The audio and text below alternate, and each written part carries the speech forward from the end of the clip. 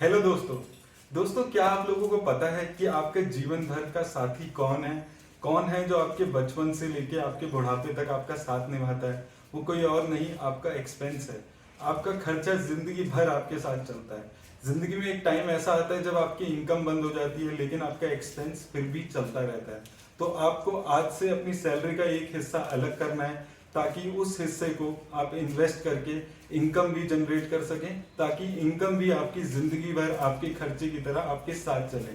कहाँ इन्वेस्ट करना है, कितना इन्वेस्ट करना है, वो सब मैं अपने चैनल पे बता रहा हूँ। तो आप मेरे चैनल को सब्सक्राइब करें, मेरी वीडियोस को लाइक करें और शेयर करें।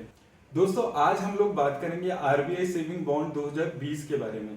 मेरी पिछले पोस्ट पे आप लोगों के कमेंट्स आए थे कि आपको जानना है किसी ऐसे रिस्क फ्री इंस्ट्रूमेंट के बारे में जो गवर्नमेंट सेविंग स्कीम से अलग हो, जिस पर कम लोग बात करते हो। तो आज मैं आप लोगों को बताऊंगा एक ऐसा रिस्क फ्री इंस्ट्रूमेंट जिसकी रिटर्न एफडी से और एनएससी से भी अच्छी है, लेकिन उस पर कम लोग बात कर रहे हैं आज।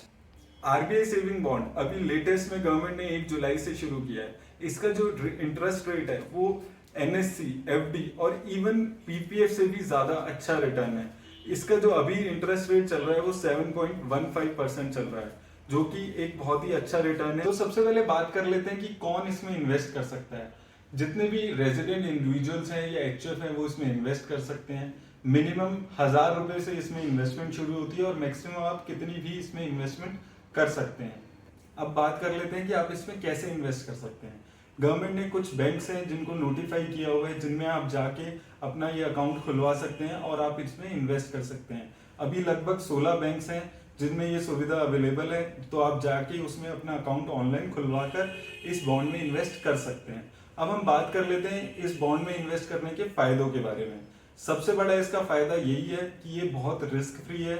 इसमें इन्वेस्ट किया हुआ पैसा आपका बहुत ही सेफ है। इसमें कोई डर की बात नहीं है कि आपका पैसा डूब सकता है, क्योंकि ये आरबीआई इशू कर रहा है, तो इसमें रिस्क वाली कोई बात ही नहीं है। दूसरा इसका फायदा है इसका इंटरेस्ट रेट। इसका इंटरेस्ट रेट जो गवर्नमेंट ने डिफाइन किया है वो जो भी एनएससी का इंटरेस्ट रेट होगा उससे 0.35% ज्यादा मिलेगा, ये डिफाइन किया है। तो इसमें इन्वेस्ट करके आपको एनएससी से अच्छा रिटर्न मिलेगा, ये भी चीज आपकी गारंटेड है। और तीसरा इसका बेनिफिट है कि ये एक आपको रेगुलर इनकम देता है। हर 6 महीने में रेगुलरली आपका इंटरेस्ट आपको मिलता रहेगा। तो इसका ये भी बेनिफिट है कि आप इससे एक रेगुलर इनकम जनरेट कर सकते हैं। और जो इसका चौथा बेनिफिट है वो उसका बेनिफिट भी है, और इसका एक छोटा उसका नुकसान भी इसमें है कि जो इसका रेट है वो फ्लोटिंग रेट है। हर 6 महीने में गवर्नमेंट की बॉन्ड यील्ड के हिसाब से इसका इंटरेस्ट रेट चेंज होता रहता है। तो अगर इंटरेस्ट रेट बढ़ेगा तो आपका ये इसका इंटरेस्ट रेट भी बढ़ेगा, तो ये आपके लिए अच्छा है। और लेकिन अगर इंटरेस्ट रेट घटेगा तो हर 6 महीने में शायद इसका इंटरेस्ट रेट भी थोड़ा घट सकता है। तो इसलिए आप एक पर्टिकुलर रेगुलर इनकम भी इससे जनरेट नहीं कर सकते हैं। ये इसका बेनिफिट भी है और नुकसान भी है।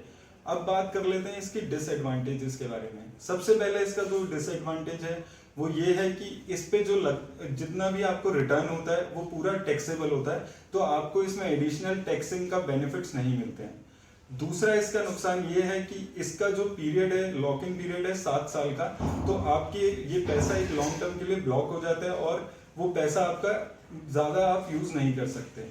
तीसरा इसका नुकसान वही जो फ्लोटिंग रेट वाला मैंने आपको बताया था कि अगर रेट ऑफ इंटरेस्ट कम होगा तो इसका भी रेट ऑफ इंटरेस्ट कम होगा। लेकिन ये नुकसान आपके गवर्नमेंट के सारे इंस्ट्रूमेंट्स के साथ जुड़ा हुआ है, क्योंकि सारे ही इंस्ट्रूमेंट्स कोई क्वार्टरली और कोई 6 महीने में चेंज होता है उनका इंटरेस्ट रेट। तो ये हमने बात कर ली इनके एडवांटेजेस और डिसएडवांटेजेस के बारे में। अब बात कर लेते हैं कि आपको एज ए इन्वेस्टर इसमें क्या करना चाहिए, क्या आपको इन्वेस्ट करना चाहिए।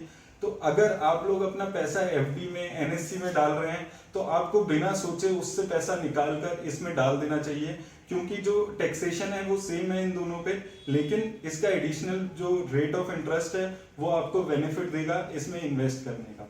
और दूसरा, आप इसमें ऐसे भी टैक्स प्लानिंग कर सकते हैं कि जो आपके घर में लोग हैं जिनकी अभी इनकम नहीं जनरेट होनी शुरू हुई है, जो आपके टैक्स स्लैब में कवर नहीं होते हैं, आप घर के उन सदस्यों के नाम पे ये बॉन्ड खरीद सकते हैं, ताकि उस लिमिट तक आपका टैक्स ना लगे और आपको ये पीपीएफ और सुकन्या जैसा ही इसमें बेनिफिट दे।